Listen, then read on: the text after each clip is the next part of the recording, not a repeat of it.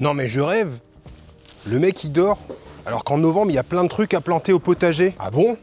T'es sûr? Moi je pensais qu'avec le froid qu'il faisait le matin, il n'y avait plus rien qui poussait.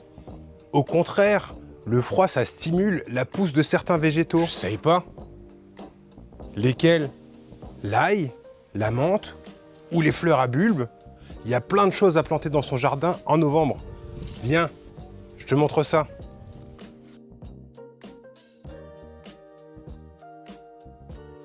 Contrairement à ce qu'on peut penser, le mois de novembre est hyper important au potager. Alors bien sûr, j'en ai profité pour arracher mes derniers pieds de tomates complètement bouffés par le mildiou ou mettre un petit coup de rangement dans mon abri de jardin, mais c'est aussi le mois où on va préparer la saison prochaine. Je vous emmène avec moi pour voir quelle culture je vais mettre dans mon potager au mois de novembre. Le mois de novembre, c'est le meilleur moment pour planter de l'ail blanc. Pourquoi ? Parce que l'ail blanc, il a besoin du stress de l'hiver pour stimuler la pousse de ses racines. Et ça va favoriser la formation d'un beau bulbe. Il va être très productif, avoir un meilleur rendement que l'ail rose. Habituellement, je mets de l'ail rose fin janvier, début février.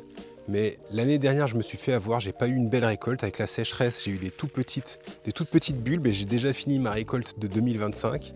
Donc pour maximiser mon rendement au potager, parce que là il s'est pas donné, c'est de plus en plus cher tous les ans.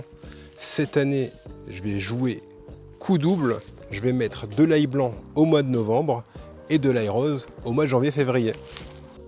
Et pour la culture de l'ail, c'est très facile, vous allez acheter un petit sachet d'ail comme celui-ci, ça coûte entre 5 et 10 euros en fonction de la quantité. Ensuite, vous allez simplement séparer les petits cailleux et venir les implanter dans le sol en rangée en veillant à avoir cette partie en terre. Donc comme ça, la pointe vers le haut.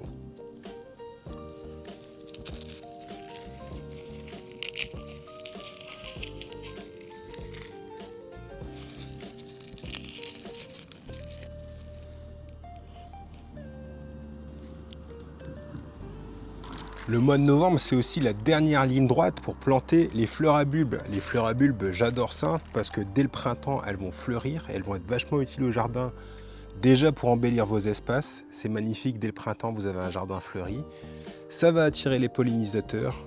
Et en plus, c'est super facile à mettre en terre. Donc moi, cette année, j'ai choisi de mettre des crocus, mais vous avez d'autres plantes à bulbes comme les tulipes, les narcisses. Dernière ligne droite, 4 semaines avant les premières gelées du sol. Plantez vos fleurs à bulbes.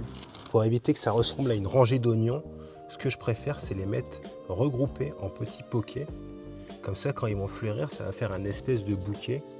Et je trouve ça nettement plus esthétique qu'en rang d'oignons. Après, c'est une question de choix. Mais en plus, c'est beaucoup plus facile à mettre en terre. Autre chose que j'aime bien faire au mois de novembre, c'est désherber et propager ma menthe. Donc là, on a un peu du mal à y croire, mais ici, c'est mon hotspot de menthe. Et vous voyez qu'il est complètement envahi d'orties et de mauvaises herbes. Donc je vais débarrasser tout ça pour permettre à mes pieds de menthe de se développer tranquillement sans avoir trop de compétition avec le reste des adventices du jardin. Pour le désherbage, vous voyez, je ne fais pas dans la dentelle tout simplement parce que à cet endroit de mon jardin, le sol est rempli de méristèmes de menthe et tout ce que j'ai à faire, c'est désherber un petit peu pour leur faire de la place afin qu'ils puissent faire de nouveaux rejets de menthe.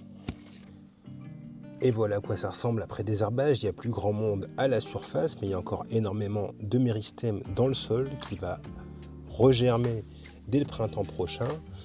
D'ailleurs, la menthe peut être relativement envahissante. Donc je vous montre la solution que j'ai trouvée pour éviter qu'elle se propage un peu n'importe comment dans mon potager.